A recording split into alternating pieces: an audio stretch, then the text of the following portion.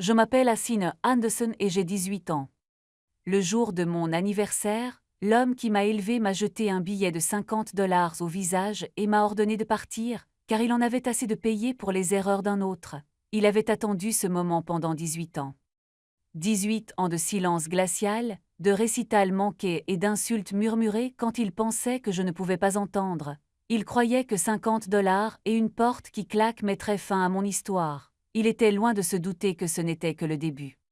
Avant de commencer, prenez un instant pour aimer et vous abonner, mais seulement si cette histoire vous plaît vraiment. Laissez un commentaire pour me dire d'où vous regardez et à quelle heure il est chez vous. J'adore avoir de vos nouvelles. Permettez-moi maintenant de vous ramener au point de départ. Pour comprendre ce qui s'est passé le jour de mes 18 ans, il faut remonter 10 ans en arrière, au moment où j'ai réalisé pour la première fois que j'étais différent des autres enfants de ma famille. J'avais 8 ans. C'était le récital de printemps à l'école primaire de Highlands Ranch, et j'avais répété, pour Élise, pendant 3 mois sans interruption. Mes doigts connaissaient chaque note par cœur.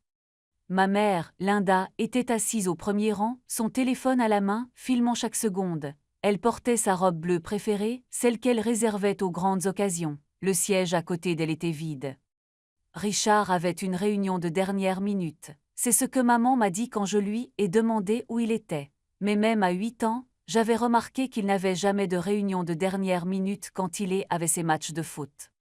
Tilly avait alors 4 ans, et Richard assistait à tous les matchs, même ceux où mon petit frère se contentait de cueillir des pissenlits sur le terrain au lieu de jouer.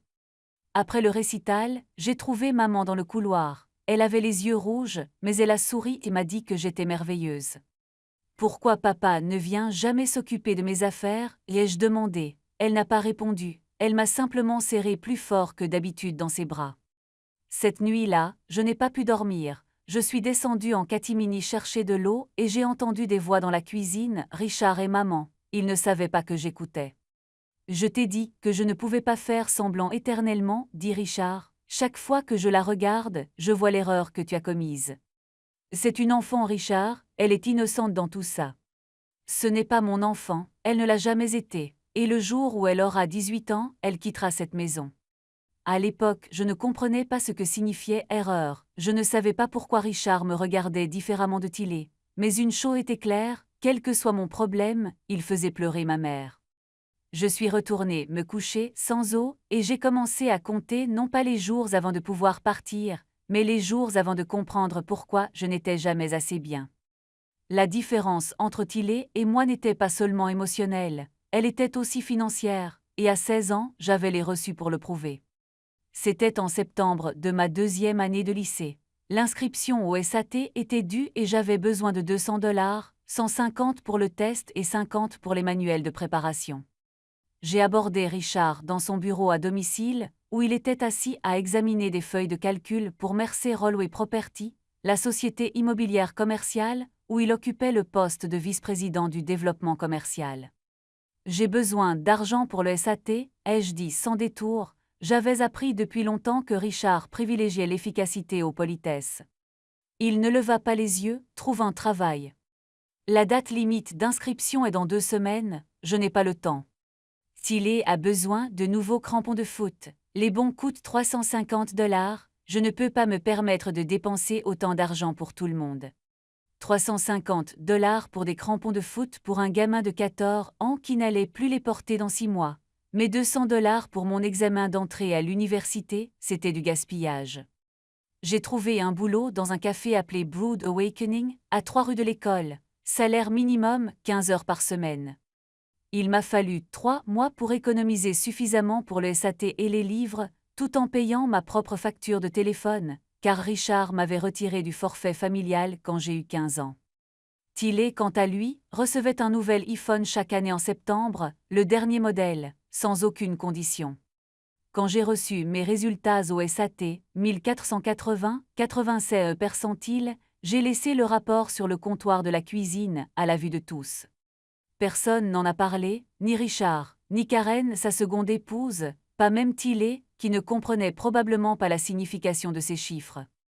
Maman aurait été fière. Elle était décédée 4 ans plus tôt, emportée par un cancer du sein quand j'avais 12 ans, mais j'aime à penser qu'elle veillait sur moi d'une manière ou d'une autre. Après ça, je n'ai plus jamais demandé d'argent à Richard. Si j'avais dû construire mon avenir seul, je l'aurais fait. Mais j'ai aussi consigné chaque injustice, chaque affront, chaque dollar qui est allé à Tilly plutôt qu'à moi. Je ne le savais pas alors, mais ces notes allaient devenir importantes plus tard.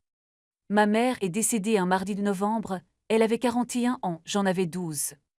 Le cancer avait été agressif, 14 mois se sont écoulés entre le diagnostic et la fin. J'ai passé la majeure partie de cette année assis, à son chevet à l'hôpital, à lui lire à voix haute ses livres préférés tandis que les machines émettaient leur bip régulier.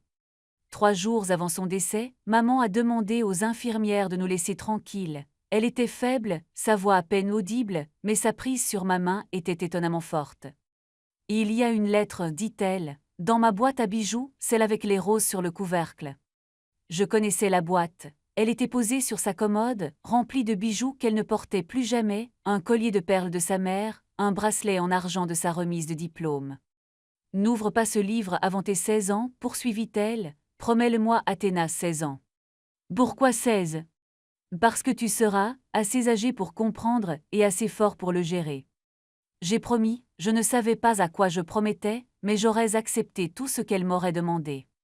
Elle est décédée 3 jours plus tard, alors que je lui tenais la main et que Richard se tenait sur le seuil, regardant sa montre. 11 mois après les funérailles, Richard épousa Karen, agent immobilier rencontré lors d'un événement d'entreprise. Elle était blonde, élégante et impatiente de jouer le rôle de Madame Mercé. Le premier acte de Karen en tant que belle-mère fut de réorganiser la maison. Les vêtements de maman furent donnés, ses livres furent entreposés, sa boîte à bijoux faillit finir au grenier. Mais je l'ai attrapé en premier. C'est à moi, ai-je dit en le serrant contre ma poitrine. Karen regarda Richard, il haussa les épaules. Laisse-la le garder, ce ne sont que des babioles. J'ai caché la boîte au fond de mon placard, derrière des manteaux d'hiver devenus trop petits, et j'ai attendu 4 ans, c'est le temps que j'ai tenu ma promesse. Je n'imaginais pas qu'une seule lettre puisse tout changer. Le jour de mes 16 ans, j'ai ouvert la boîte à bijoux. C'était un samedi matin. Karen avait emmené Tilly à un tournoi de football à Colorado Springs. Richard était au golf, au Cherry Hill Country Club, où il passait la plupart de ses week-ends à se prendre pour quelqu'un d'important.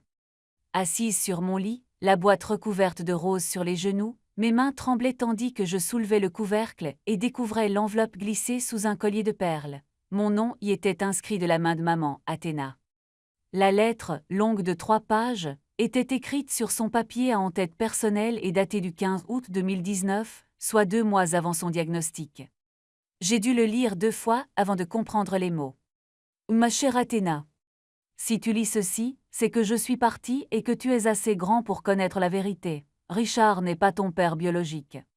Avant de l'épouser, j'ai eu une brève relation avec un homme nommé Marcus Holloway. Elle s'est terminée lorsqu'il s'est fiancé à une autre. Je n'ai découvert ma grossesse qu'après notre séparation. Richard me courtisait à l'époque, et j'ai pris une décision que je regrette depuis. Je l'ai épousé et je lui ai laissé croire que tu étais à lui. Il l'a découvert quand tu avais 3 ans. Il a trouvé un test ADN que j'avais caché. Il connaît la vérité depuis 15 ans, Assine. Il a choisi de se taire parce qu'il ne voulait pas avoir honte d'avouer que sa femme avait eu une liaison. Je suis désolée de ne jamais te l'avoir dit. J'avais peur de te perdre, mais tu mérites de savoir qui tu es. Marcus n'a jamais su qui tu étais. Ce n'était pas juste pour lui non plus.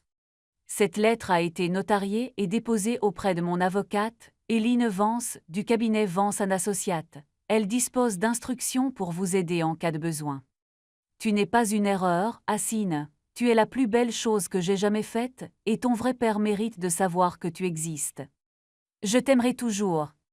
Maman. Je suis restée assise là pendant 1 heure, à relire la lettre encore et encore. Tout a enfin pris sens, et plus rien ne serait jamais comme avant. Ce soir-là, j'ai tapé Marcus Holloway dans Google. Les résultats étaient impressionnants. Marcus Holloway, PDG et cofondateur de Holloway Capital Partners, un fonds de capital investissement spécialisé dans l'immobilier commercial et les énergies renouvelables. Actifs sous gestion, de 3 milliards de dollars. J'ai fixé le nombre du regard, milliard avec un B. Il y avait des photos, un homme grand, aux cheveux argentés et aux yeux bleus perçants, de la même nuance que les miens. Sur la plupart des photos, il portait des costumes sur mesure, debout à des estrades ou serrant la main de gouverneurs et de maires. Mais le détail, qui m'a glacé le sang, était enfoui dans un article du Denver Business Journal de mars 2022.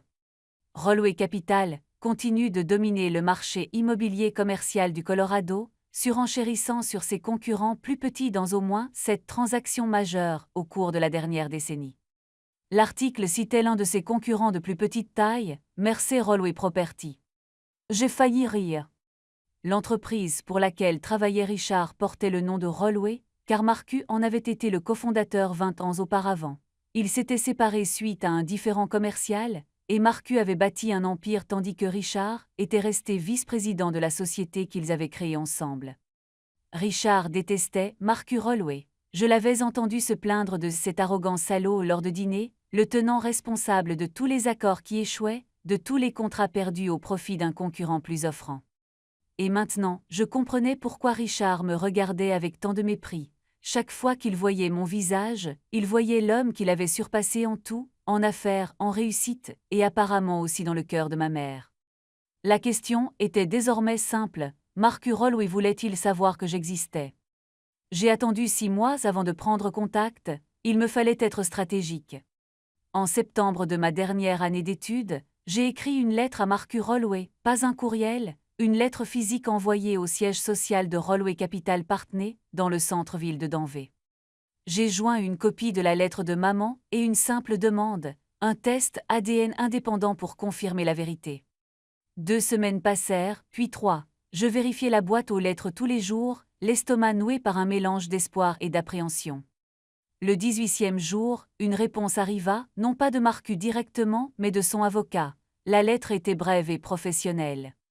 M. Holloway était disposé à se soumettre à un test ADN chez Gann Trust Lab, un laboratoire agréé. Un rendez-vous avait été fixé au 15 octobre.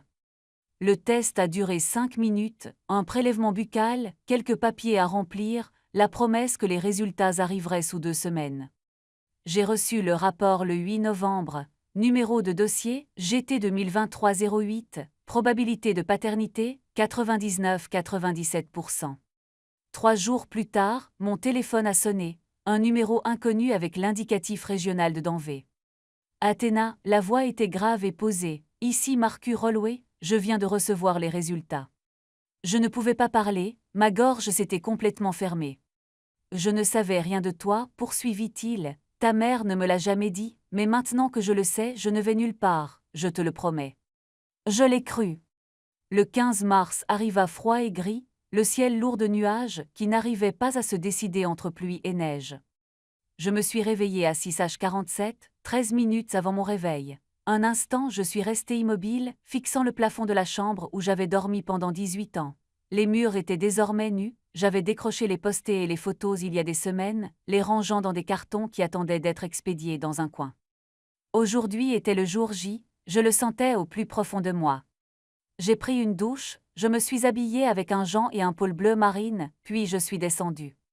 La cuisine embaumait le café et les toasts. Karen était debout au comptoir, les yeux rivés sur son téléphone. Tilly était assis à table, engloutissant des céréales tout en regardant quelque chose sur son iPad. Aucun des deux ne leva les yeux quand j'entrai.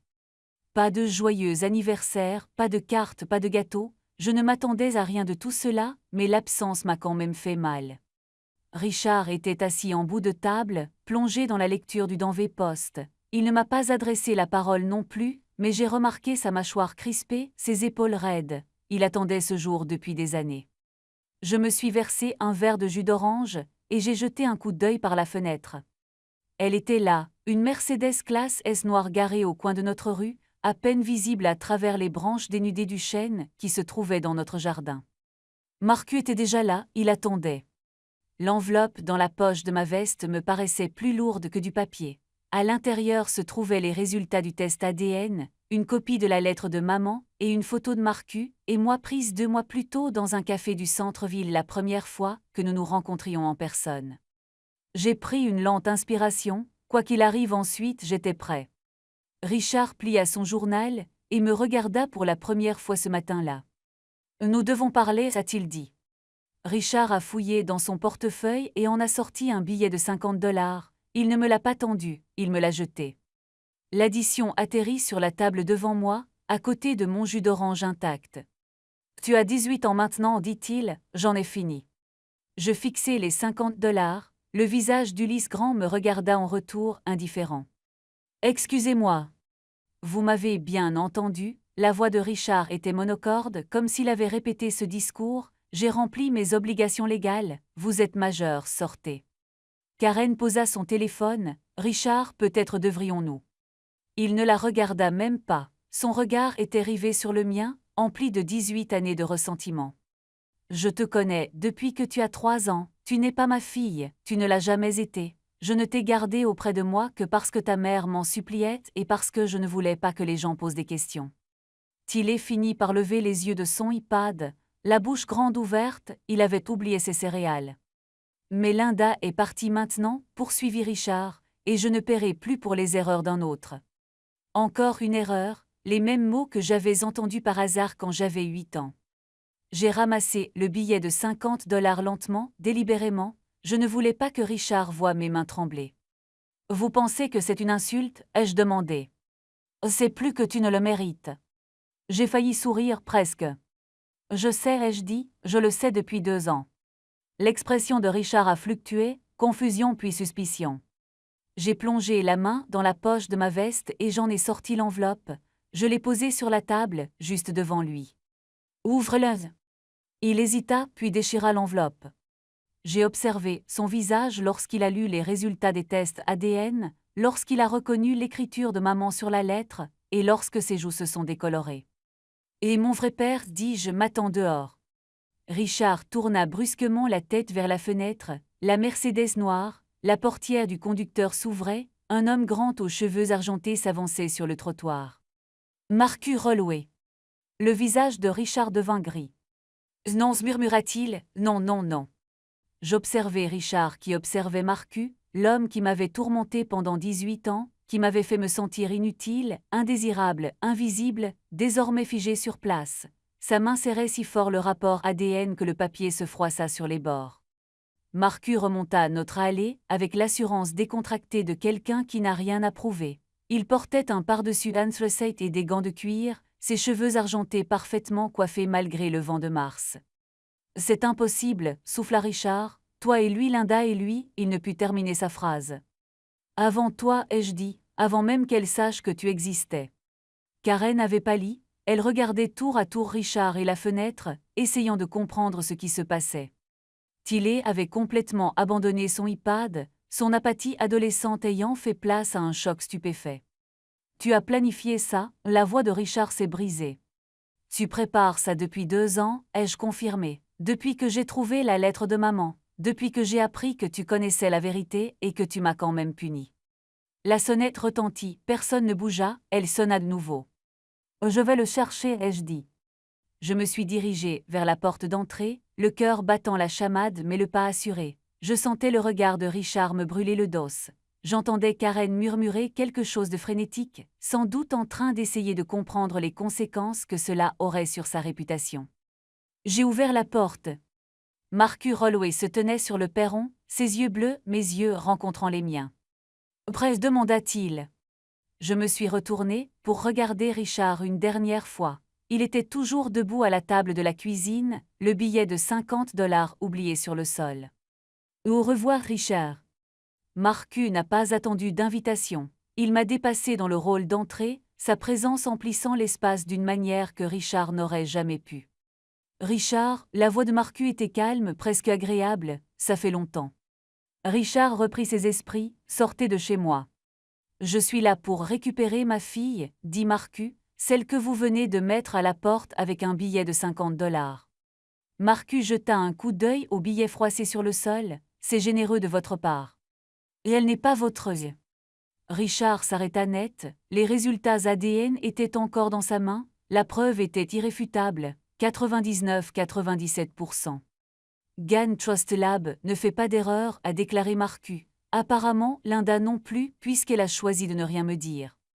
Karen finit par prendre la parole. Richard, qui est cet homme? Marcus Holloway, cracha Richard, mon ancien associé, celui qui sabote mes affaires depuis des années. Saboter, Marcus haussa un sourcil, je crois que le mot que vous cherchez est surpassé, il y a une différence. Je suis resté près de la porte, observant la confrontation. Une partie de moi voulait intervenir, mais une autre partie, plus importante, comprenait que ce moment ne me concernait pas. Il s'agissait de Richard qui devait répondre de ses actes de cruauté. Tu crois avoir gagné quelque chose? Richard s'approcha de Marcus, les poings serrés. L'apprendre ne change rien. Elle reste l'erreur de Linda. Elle reste. Attention, la voix de Marcus baissa, perdant son air aimable. C'est ma fille dont vous parlez, et j'ai passé les 6 derniers mois à comprendre exactement comment vous l'avez traitée. Les mots restaient en suspense. Je sais pour l'argent du SAT que tu as refusé, poursuivit Marcus. Le forfait téléphonique que tu as résilié. Le fonds fiduciaire que tu as dilapidé, tout ça. Le visage de Richard passa du gris au blanc. Comment? Peu importe comment. Ce qui compte, c'est que tout ce que vous avez fait à Athéna aura des conséquences à compter d'aujourd'hui. Marcus fouilla dans sa poche et en sortit une chemise cartonnée. Il la posa sur le plan de travail de la cuisine, juste devant Karen, qui tressaillit comme si elle craignait d'être mordue. Linda a laissé à Assine un fonds fiduciaire, a déclaré Marcus, 180 000 $, à gérer par son tuteur légal jusqu'à sa majorité. Il ouvrit le dossier. Ce gardien, c'était toi, Richard. Richard serra les dents. J'avais parfaitement le droit d'accéder à ces fonds. Élever un enfant coûte cher. Ah bon, Marcus sortit un tableur, des relevés bancaires surlignés et annotés. D'après ces relevés, vous avez retiré 47 000 $ au cours des 5 dernières années pour des frais d'éducation des enfants. Il m'a regardé. Assine, est-ce que Richard a payé tes frais d'inscription au SAT? Non. Votre facture de téléphone? Non. Fournitures scolaires, vêtements, activités extrascolaires. J'ai tout payé moi-même avec l'argent que j'ai gagné en travaillant dans un café. Marcus se tourna vers Richard. Alors, où sont passés les 47 000 $? Silence. Le regard de Karen se porta sur le tableur. Je vis son expression changer, pas vraiment de culpabilité, mais plutôt de reconnaissance. Elle savait où était passé l'argent, les stages de foot de Tillet, ses cours particuliers et son interminable collection d'appareils électroniques. C'est du détournement de fonds, dit Marcus d'une voix calme. Selon la loi du Colorado, un administrateur qui détourne des fonds peut être tenu personnellement responsable, avec intérêts et frais de justice en plus. Vous ne pouvez pas prouver.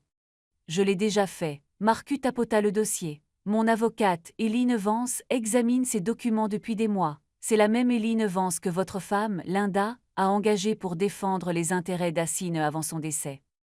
Richard avait l'air malade. Nous en reparlerons après le gala, a déclaré Marcus. Une dernière chose.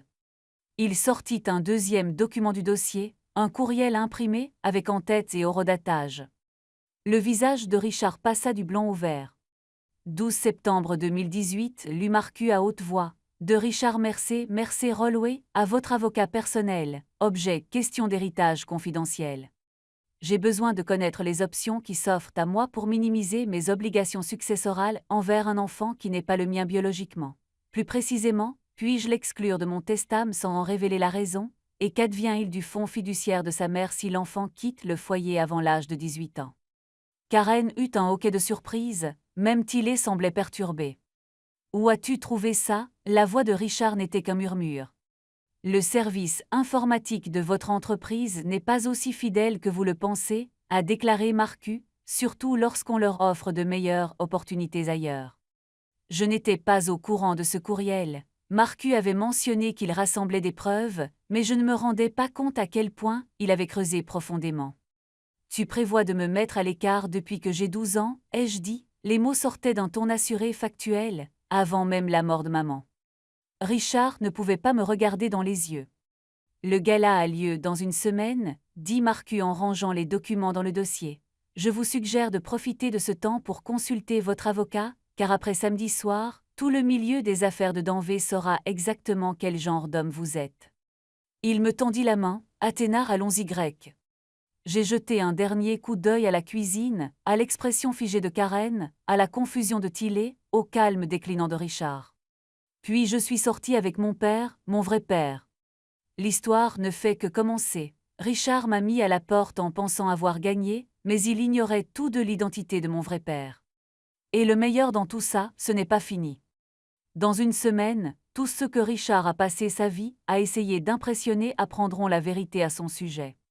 Si vous voulez voir ce qui se passe à ce gala, likez et abonnez-vous dès maintenant, croyez-moi, vous ne voulez pas rater ça. J'aurais dû me douter que Richard ne se laisserait pas faire. La semaine suivant mon anniversaire, j'ai emménagé dans un appartement d'amis dans l'immeuble de Marcus, en centre-ville, un immeuble moderne avec des baies vitrées offrant une vue imprenable sur la ville. C'était temporaire, juste jusqu'à la rentrée universitaire, mais c'était un tout autre monde comparé à la maison de Highlands Ranch. Les premiers jours, je me suis accordé un peu de répit. J'ai déballé mes cartons, j'ai exploré le quartier, j'ai dîné 2 fois avec Marcus, des conversations maladroites mais sincères, où nous avons tenté de rompre 18 ans de silence. Puis les attaques ont commencé. Le mardi 18 mars, j'ai reçu un appel de la proviseure de mon lycée. Richard l'avait contacté, affirmant que j'étais instable émotionnellement et que j'inventais des histoires sur ma famille. Il a suggéré que je devrais peut-être passer une évaluation psychologique avant l'obtention de mon diplôme. Le directeur, heureusement, me connaissait suffisamment bien pour être sceptique, mais cet appel m'a bouleversé. Jeudi, j'ai reçu un courriel du bureau des admissions de l'Université du Colorado à Boulder. Objet: besoin de précision. Chère Madame Anderson, nous avons reçu des informations faisant état d'incohérences dans votre demande d'aide financière, notamment concernant votre situation familiale et votre statut de tuteur. Veuillez contacter notre bureau pour convenir d'un rendez-vous avant la finalisation de votre inscription. Date limite, 1er avril. J'ai fixé le courriel pendant 10 minutes avant d'appeler Marcus.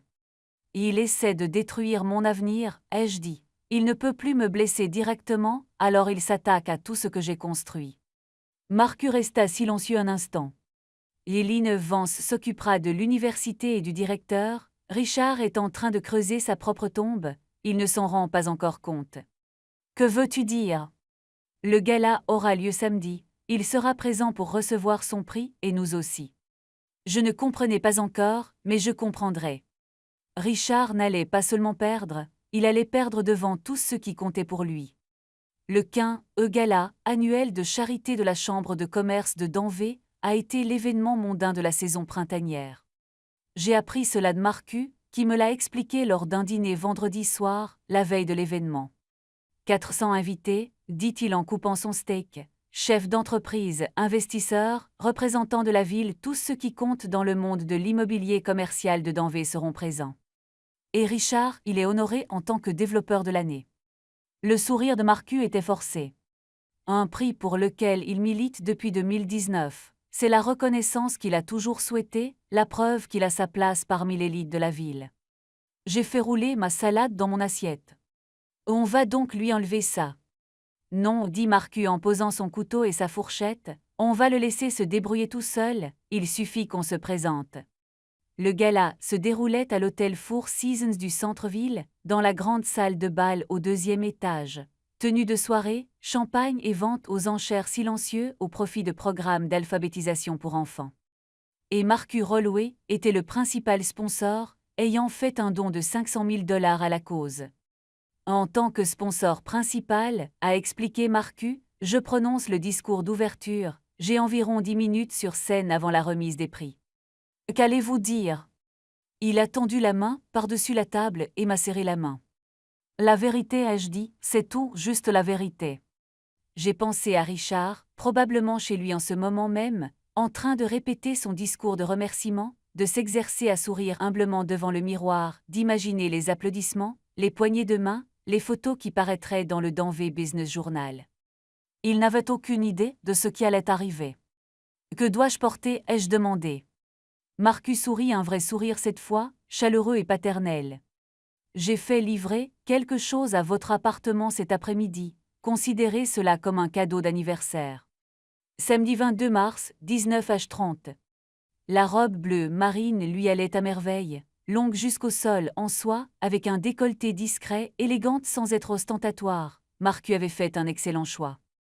Nous sommes arrivés ensemble au Four Seasons, sa main posée sur mon coude tandis que nous traversions le hall doré. Des lustres en cristal projetaient une lumière chaude sur le sol en marbre. Des couples élégants discutaient près du bar, leur rire résonnant sous les hauts plafonds.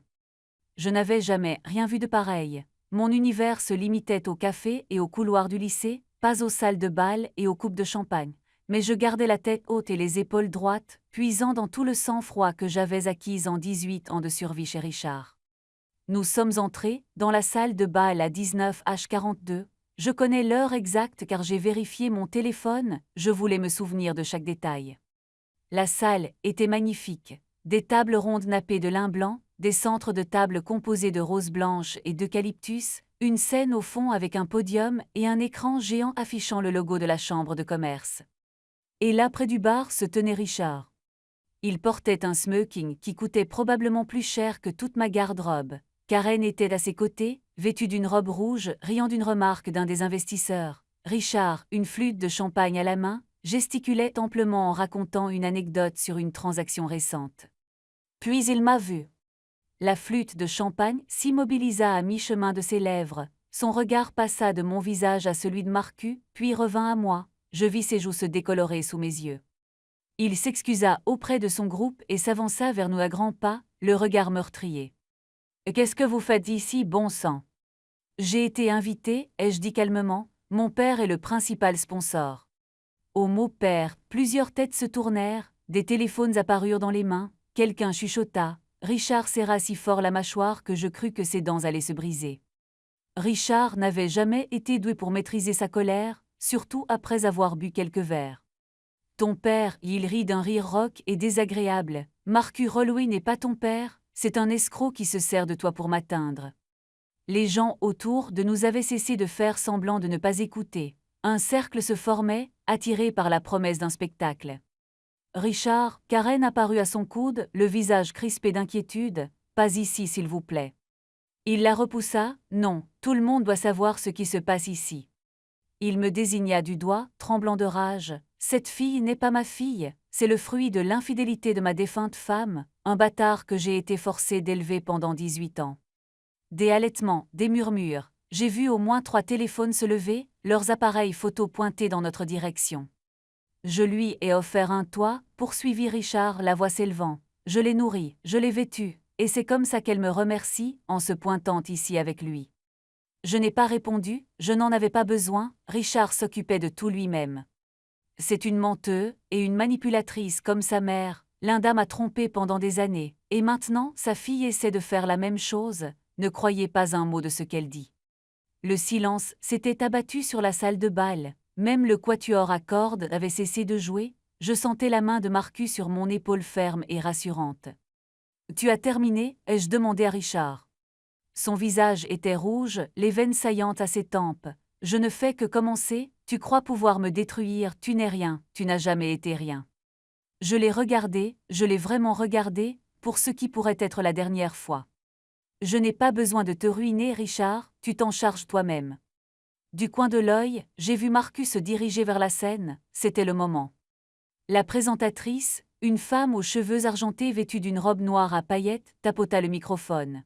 « Mesdames et messieurs, si vous pouviez avoir votre attention, je vous prie. Il est temps de commencer notre programme. Veuillez accueillir notre principal sponsor et conférencier invité, M. Marcus Holloway. » Des applaudissements emplirent la salle de bal. Marcus gravit les marches avec l'assurance d'un homme habitué à s'adresser à des milliers de personnes. Il serra la main du maître de cérémonie, ajusta le micro et sourit à la foule. « Merci à tous d'être présents ce soir », a-t-il commencé. Le gala de charité de la Chambre de commerce de Denver a permis de récolter plus de 12 millions de dollars pour des programmes d'alphabétisation des enfants au cours des 15 dernières années. C'est une réussite dont nous pouvons tous être fiers. De nouveaux applaudissements. Richard s'était retiré à sa table, le visage encore rouge, Karen lui chuchotant avec urgence à l'oreille. « Ce soir, j'aimerais parler de quelque chose de personnel », a poursuivi Marcus, « de la famille, des choix que nous faisons et des conséquences qui en découlent. » Un frisson de curiosité parcourut la foule, ce n'était pas un discours de sponsor classique. Il y a 20 ans, j'ai fait un choix que je regrette depuis. J'ai quitté une personne qui comptait pour moi parce que je pensais avoir de meilleures options. Je ne savais pas alors qu'elle portait mon enfant. Les chuchotements s'intensifièrent, les têtes se tournèrent cherchant à comprendre. Il y a 6 mois, j'ai reçu une lettre d'une jeune femme remarquable. Elle avait passé 2 ans à faire des recherches sur son histoire, à rassembler des preuves, à constituer un dossier non pas par vengeance, mais pour la vérité, pour le droit de savoir d'où elle venait. Marcu me regarda droit dans les yeux. Cette jeune femme est parmi nous ce soir, et je voudrais vous la présenter non pas comme un secret, non pas comme un scandale, mais comme ma fille. Il me tendit la main. Athéna, veux-tu me rejoindre sur scène? Le trajet jusqu'à la scène me parut interminable. 400 visages me dévisageaient tandis que je traversais la salle de bal. 400 pères d'yeux suivaient chacun de mes pas. J'entendais des chuchotements. La fille de Holloway, qui est-elle? A-t-il dit 18 ans? J'ai monté les escaliers et j'ai pris la main de Marcu. Il m'a doucement attiré contre lui face à la foule. Voici Hassine Anderson, dit-il dans le micro, ou comme j'espère qu'elle me permettra un jour de l'appeler, Hassine Holloway ma fille. Les applaudissements commencèrent timidement, puis s'intensifièrent. Tout le monde n'applaudissait pas, certains étaient trop abasourdis, d'autres trop absorbés par l'émotion mais suffisamment pour que le son emplisse la salle. Hassine a passé 18 ans dans une famille qui ne voulait pas d'elle, poursuivit Marcu. On lui disait qu'elle était une erreur, on lui refusait les besoins essentiels, tandis que son demi-frère recevait tout. Elle a payé elle-même ses frais d'inscription au SAT en travaillant dans un café, car l'homme censé être son tuteur refusait de lui donner 200 $. J'ai aperçu la table de Richard, son visage était blême, Karen avait la main sur la bouche, les autres convives à leur table se détournaient, comme si la honte de Richard était contagieuse. Malgré tout cela, a déclaré Marcu, Hassine a obtenu son diplôme avec une moyenne générale de 3,9. Elle s'est classée dans le 96e percentile au SAT. Elle a obtenu une bourse partielle pour l'Université du Colorado à Boulder. Elle a accompli tout cela seule, sans aide, sans soutien, sans que personne ne lui dise qu'elle en était digne. Il se tourna vers moi, les yeux brillants. J'ai manqué 18 ans de ta vie, Athéna. Je ne peux pas les récupérer, mais je peux te promettre ceci, à partir d'aujourd'hui, tu ne seras plus jamais seule. Je ne pouvais pas parler, j'avais la gorge trop serrée, alors j'ai simplement hoché la tête et serré sa main. Les applaudissements étaient assourdissants. Marcu fit un geste vers le côté de la scène où une femme en tailleur gris cintré attendait. Pour ceux qui pourraient douter de la véracité de ce que j'ai partagé, permettez-moi de vous présenter Eileen Vance, associée principale chez Vance & Associates. Madame Vance est la dépositaire des documents qui prouvent l'affiliation d'Hassine. Eileen s'avança, sa présence imposant un respect immédiat. Elle approchait la cinquantaine, avec des traits fins et l'allure posée de quelqu'un qui avait passé des décennies dans les tribunaux. « Bonsoir, dit-elle dans le microphone, j'ai en ma possession les documents suivants. Tout d'abord, une lettre notariée écrite par Linda Anderson Mercer le 15 août 2019, attestant de la paternité biologique de Marcu Holloway concernant sa fille, Hassine. Deuxièmement, les résultats des tests ADN de GAN Trust Lab, datés du 8 novembre 2023, confirment une probabilité de 99-97% de correspondance paternelle entre M. Holloway et Madame Anderson. Elle brandit un dossier, le même dossier que Marcus avait montré à Richard une semaine auparavant. Ces documents ont été authentifiés et sont disponibles pour consultation juridique. Il n'y a aucune ambiguïté, Hassine Anderson est la fille biologique de Marcu Holloway. La pièce bruissait de réaction. Un journaliste du Denver Business Journal prenait des notes frénétiquement. Les téléphones étaient sortis de partout, on enregistrait, on envoyait des SMS, on publiait des articles. La table de Richard était devenue un îlot de silence. Encore une chose, ajouta Eileen. Je suis également en possession de documents financiers indiquant que Richard Mercer, en sa qualité de fiduciaire de l'héritage d'Hassine laissé par sa défunte mère, a retiré 47 000 $ de son fonds de fiducie sur une période de 5 ans. Les poursuites judiciaires visant à recouvrer ces fonds débuteront lundi matin. Richard se leva brusquement, renversant son verre de champagne. Il ne dit pas un mot, il sortit simplement. Il n'alla pas loin. Richard fit une dizaine de pas vers la sortie avant que quelqu'un ne crie « Tu t'enfuis, Mercer ». Il s'arrêta, se retourna, le visage figé dans une fureur à peine contenue. « C'est un coup monté » hurla-t-il, la voix brisée. « Marcu essaie de me détruire depuis 20 ans, il se sert de cette fille pour en finir. » La foule s'est agitée, mal à l'aise. « Le test ADN est truqué » poursuivit Richard en retournant vers la scène. « Les documents sont falsifiés, tout cela n'est qu'un mensonge destiné à m'humilier. » Marcu ne broncha pas. GAN Trust Labs est l'un des laboratoires les plus réputés du pays. Leurs résultats ont été utilisés dans des milliers de procédures judiciaires. Insinuez-vous qu'ils font partie de mon complot? Je vous insinue que vous les avez soudoyés. Et la lettre de Linda, votre propre femme, est-elle elle aussi un faux? Richard ouvrit la bouche puis la referma, il n'avait rien à répondre. Tu as traité ma fille de bâtarde devant 50 témoins, dit Marcus, sa voix devenant froide et menaçante. Tu as admis publiquement que tu savais qu'elle n'était pas ta fille biologique et que tu lui en voulais pour cela. Tu as fait ça avant même que j'aie pu dire un mot. Des murmures d'approbation parcoururent la foule. Richard, tout ce qui t'arrive ce soir, c'est de ta faute. Quelqu'un dans la foule a crié « Et l'argent du fonds fiduciaire ». Richard pâlit, « c'est une affaire privée. » 47 000 $, s'écria une autre voix, sur l'héritage d'un enfant c'est du vol. La foule se retournait. Je le sentais, le jugement collectif changeait, le courant social s'éloignait de Richard pour se rapprocher de nous. Karen apparut à ses côtés et le tira par le bras. « Richard, il faut partir maintenant. » Cette fois, il n'a pas protesté. Ils se sont enfuis par la porte de service, laissant leur table vide. Le lundi suivant le gala, Eileen Vance a porté plainte devant le tribunal du comté de Danvers. Numéro de dossier 2024 CV 0892. Plaignante, Asina Anderson. Défendeur, Richard Mercé. La plainte était simple. Manquement aux devoirs fiduciaires, détournement de fonds en fiducie et défaut de gestion adéquate des actifs détenus pour un bénéficiaire mineur. Nous réclamions le remboursement intégral des 47 000 $ retirés par Richard, majoré des intérêts aux taux annuels de 8% et des honoraires d'avocat. Les preuves sont accablantes, m'a dit Eileen lors de notre rencontre cet après-midi-là. Son bureau se trouvait au 17e étage d'un immeuble du centre-ville, avec vue sur les montagnes à l'ouest. Relevé bancaire, enregistrement de retrait, autorisation signée, tout est au nom de Richard. Et nous avons votre témoignage sur ce que vous avez réellement reçu, rien. Que va-t-il se passer maintenant? Richard a 30 jours pour répondre, il peut transiger ou se battre, mais se battre impliquerait de mener une enquête et cela nous donnerait accès à tous ces documents financiers. Elle esquissa un sourire, je ne pense pas qu'il le souhaite. J'ai repensé au courriel que Marcus m'avait montré, celui où Richard demandait à son avocat s'il pouvait me déshériter. Si ce courriel existait, que cachait d'autres dans ces dossiers? Il y a autre chose, poursuivit Eileen. La situation à l'université est réglée. J'ai parlé avec le bureau des admissions ce matin. Ils ont examiné les inquiétudes soulevées par Richard et les ont jugées infondées. Votre inscription est confirmée. Un immense soulagement m'envahit, merci. Ne me remerciez pas, remerciez-vous vous-même. Vous avez bâti un parcours impeccable malgré tout ce qui jouait contre vous. Les accusations de Richard n'ont fait que le rendre mesquin et vindicatif.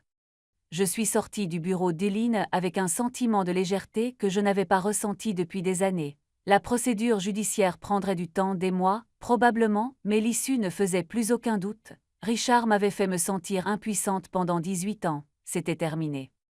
L'avocat de Richard a appelé Eileen le 10 avril, 3 semaines après le dépôt de la plainte. Ils veulent trouver un arrangement, m'a dit Eileen au téléphone. Remboursement intégral des 47 000 $ plus 8 500 $ d'intérêts courus plus nos frais d'avocat, soit 12 000 $. Ils acceptent également de transférer immédiatement le solde du fonds fiduciaire de votre mère.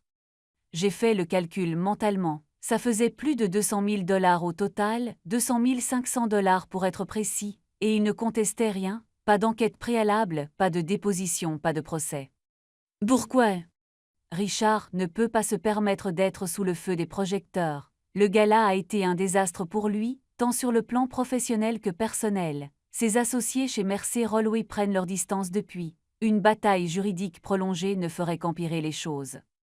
L'accord a été signé le 15 avril, exactement un mois après mon 18e anniversaire. Je n'ai pas assisté à la signature, je n'avais pas besoin de voir le visage de Richard lorsqu'il a rédigé le chèque. Je n'avais pas besoin de ses excuses qu'il n'a d'ailleurs, d'après Eileen, pas présentées. Ce dont j'avais besoin, c'était d'une conclusion, et c'est ce que j'ai obtenu.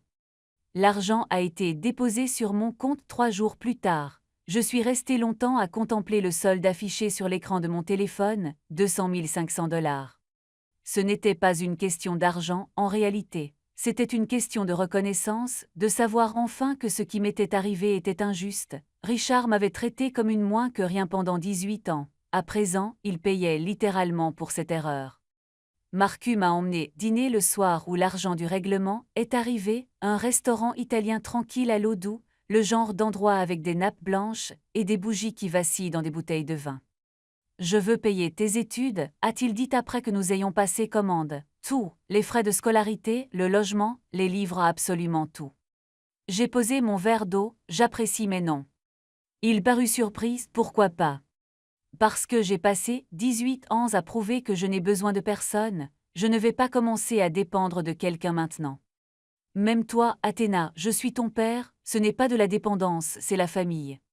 Je sais, j'ai tendu la main par-dessus la table et je lui ai touché la sienne, et je suis reconnaissante que tu sois dans ma vie, mais je dois m'en occuper moi-même. L'argent du fonds fiduciaire, ma bourse d'études, c'est suffisant, plus que suffisant. Marcus resta silencieux un instant. Je pouvais voir qu'il était aux prises avec un dilemme, l'instinct de subvenir à mes besoins, lutter contre la reconnaissance de mon besoin d'autonomie. Ta mère t'a bien élevé, a-t-il finalement dit. Elle l'a fait. D'accord, il me serra la main. Mais si jamais tu as besoin de quoi que ce soit, absolument quoi que ce soit, je suis là, sans condition. Je sais. Nous avons terminé le dîner en parlant d'autre chose, son travail, mes projets d'études, l'appartement que je visitais près du campus. Une conversation père-fille normale, du moins c'est ce que j'imaginais. Je n'avais pas besoin de l'argent de Marcus pour prouver ma valeur, je l'avais déjà prouvé chaque jour pendant 18 ans.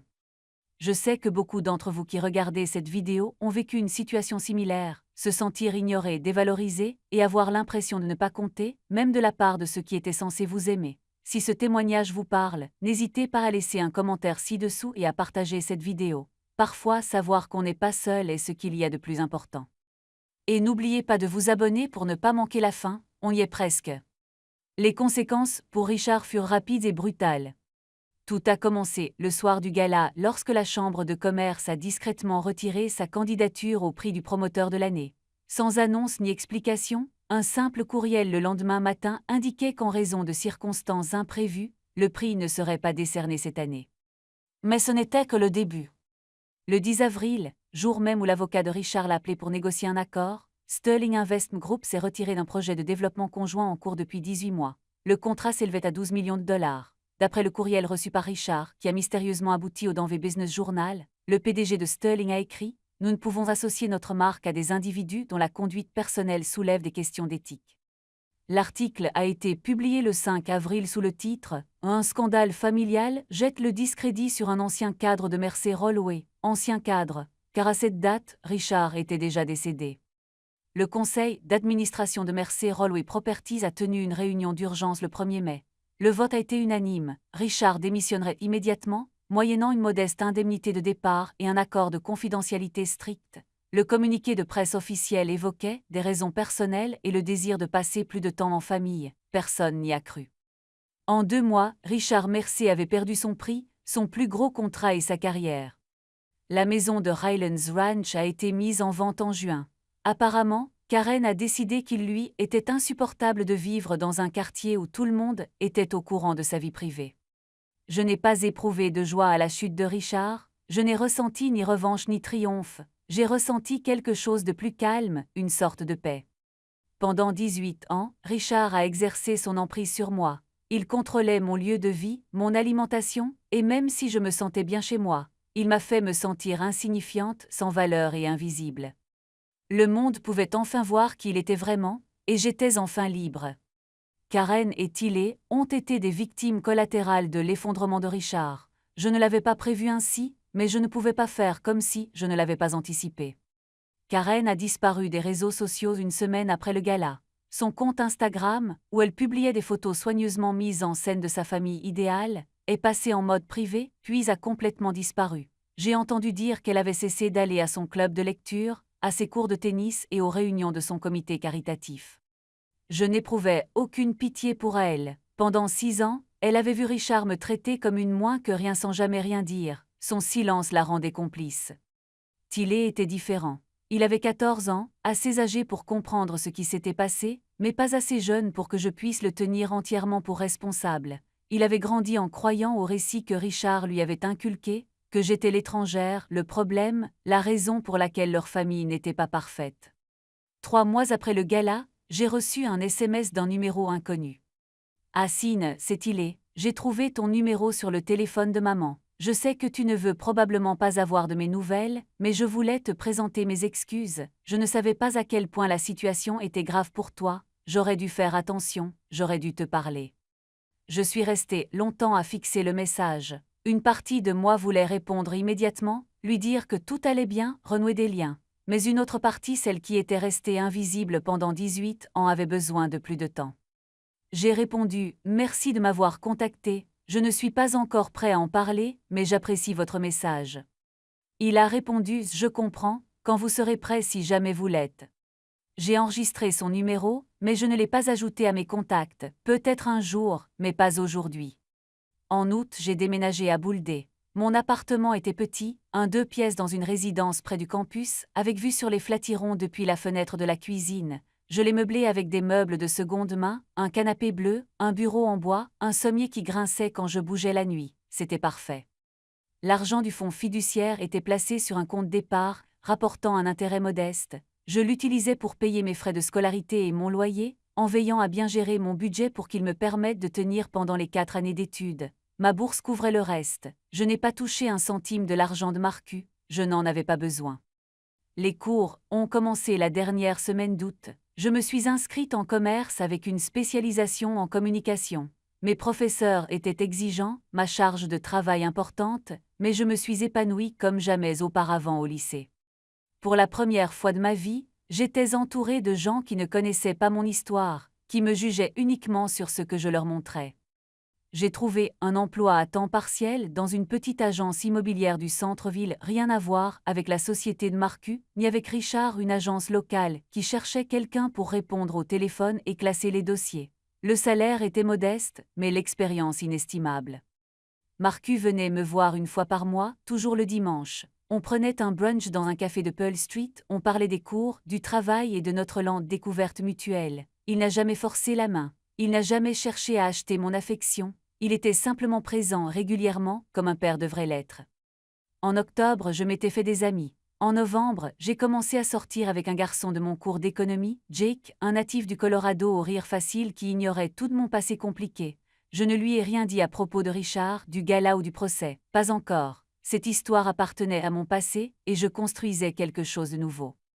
Pour la première fois en 18 ans, je me réveillais chaque matin sans appréhension. Je me réveillais avec espoir.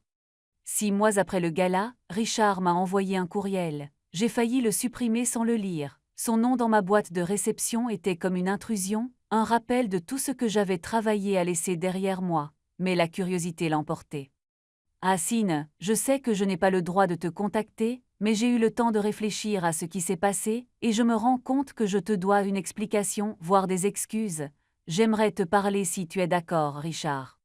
Pas de cher, pas de sincèrement. Aucune reconnaissance du mal précis qu'il avait causé, juste un vague geste de réconciliation, comme si 18 ans de cruauté pouvaient être effacés par un simple courriel. Je n'ai pas répondu directement, j'ai plutôt appelé Eileen Vance. Je veux lui faire parvenir un message par l'intermédiaire de votre bureau, ai-je dit, quelque chose d'officiel, quelque chose de définitif. Elle a compris immédiatement. La lettre a été envoyée 3 jours plus tard sur papier en tête de Vance & Associates. Monsieur Mercer. Madame Anderson a bien reçu votre courrier du 22 septembre. Elle m'a demandé de lui transmettre la réponse suivante. Vous aviez 18 ans pour me traiter avec un minimum de décence. Vous avez choisi de ne pas le faire. Vous connaissiez la vérité sur mes origines et vous vous en êtes servi pour justifier votre négligence et vos mauvais traitements psychologiques. Vous avez volé mon héritage. Vous avez tenté de saboter mes études et mon avenir. Vos explications et vos excuses ne m'intéressent pas. Je ne souhaite plus avoir aucun contact avec vous. Ce n'est pas de la vengeance, c'est une limite. Veuillez ne plus tenter de me contacter. Hassine Anderson. Richard n'a jamais répondu, je ne sais pas s'il était en colère, blessé ou soulagé, cela m'était égal. Certaines personnes méritent une seconde chance, Richard n'en faisait pas partie. Pardonner ne signifie pas laisser quelqu'un revenir dans votre vie et vous faire souffrir à nouveau. Parfois, pardonner signifie simplement lâcher prise et s'éloigner.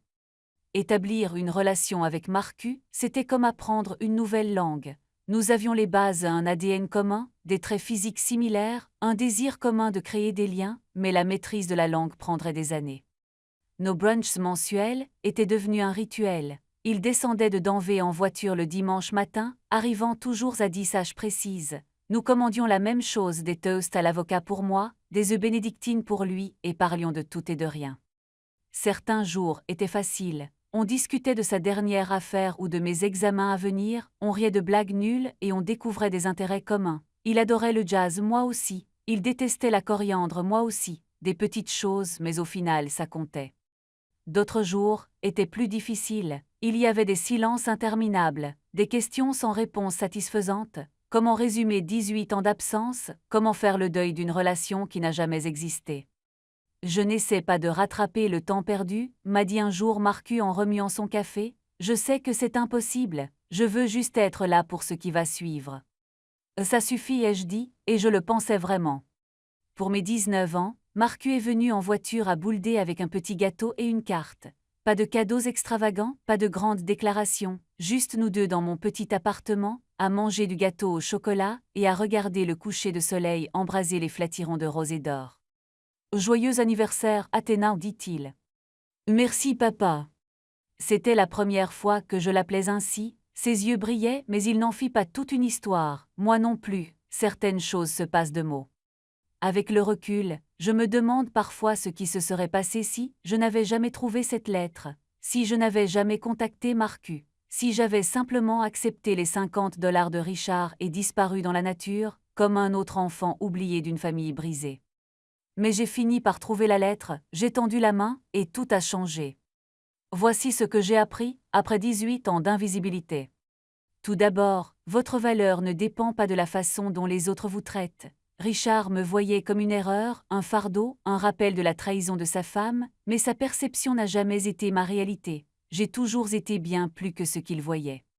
Deuxièmement, poser des limites n'est pas un acte d'égoïsme, c'est une nécessité. Couper les ponts avec Richard n'était pas une vengeance, mais un réflexe de protection. Je ne dois à personne l'accès à ma tranquillité. Troisièmement, la famille, ce n'est pas seulement une question de sang. Ce sont les personnes qui sont là pour vous, qui vous choisissent, qui vous aiment inconditionnellement. Marcu et moi partageons le même ADN, mais ce qui fait de lui mon père, c'est l'effort qu'il déploie chaque jour. Je suis en 2e année d'université, j'étudie le commerce et je rêve de créer un jour ma propre agence immobilière, non pas pour concurrencer Richard ou Marcu, mais simplement pour me prouver que je suis capable de bâtir quelque chose à partir de rien, parce que c'est ce que j'ai toujours fait. Si vous regardez cette vidéo et que vous vous êtes déjà senti ignoré, dévalorisé ou invisible, je vous comprends. Votre histoire n'est pas terminée. Ce ne sont pas ceux qui vous ont rejeté qui écriront votre fin, c'est vous. Merci d'être resté jusqu'à la fin de mon histoire. Maintenant, je voudrais vous poser la question suivante. Si vous étiez à ma place, auriez-vous répondu au courriel de Richard? Répondez oui si vous lui auriez donné une chance, ou non si vous êtes d'accord avec ma décision. N'oubliez pas de vous abonner et d'activer les notifications pour ne pas manquer la prochaine histoire. On se retrouve dans le prochain épisode, prenez soin de vous.